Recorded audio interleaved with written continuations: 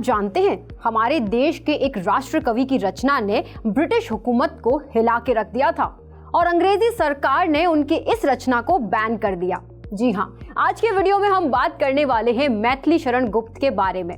मैथिली शरण गुप्त का जन्म 3 अगस्त 1886 को एक वैश्य परिवार में हुआ था और उन्हें हिंदी, संस्कृत, बांग्ला कई भाषाओं का काफी ज्ञान था। कहा जाता है कि पंडित महावीर प्रसाद द्विवेदी की प्रेरणा से उन्होंने खड़ी बोली को अपनी रचनाओं का माध्यम बनाया और इस खड़ी बोली में कई काव्यों की रचना की। इसके बाद आने वाले कई कवियों ने उन्हें अपनी काव्य अभिव्यक्ति का माध्यम बनाया। हिंदी कविता के इतिहास में गुप्त जी का ये सबसे बड़ा योगदान है। उनकी पहली रचना साल 1905 में ब्रिज भाषा में आई थी, जिनका नाम रसी छेंद और सरस्वती था, और इसके बाद उन्होंने खड़ी बोली में रचनाएं की।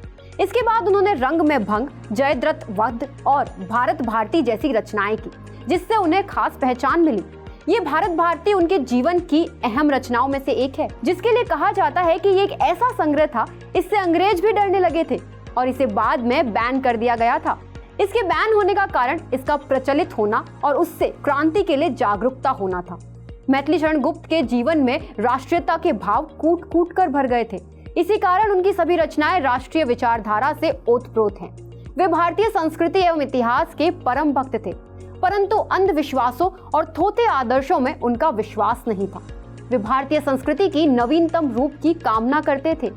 गुप्त जी के काव्य में राष्ट्रीयता और गांधीवाद की प्रधानता है। इसमें भारत के गौरवमय अतीत के इतिहास और भारतीय संस्कृति की महत्ता का ओजपूर्ण प्रतिपादन है। आपने अपने काव्य में पारिवारिक जीवन को भी यथोचित महत्ता प्रदान की है और नारी मात्र को विशेष महत्व प्रदान किया है। गुप्त जी ने प्रबंध काव्य तथा मुक्तक काव्य दोनों की रचना की। शब्द शक्तियों तथा अलंकारों के सक्षम प्रयोग के साथ मुहावरों का भी प्रयोग किया है।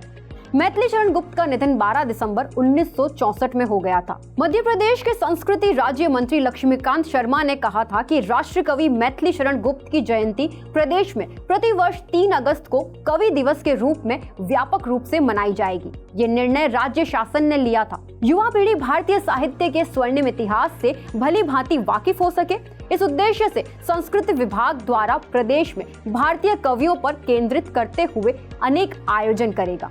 आज का हमारा वीडियो आपको कैसा लगा कमेंट बॉक्स में बताना ना भूलें। वीडियो को लाइक करें, शेयर करें और चैनल को सब्सक्राइब करें।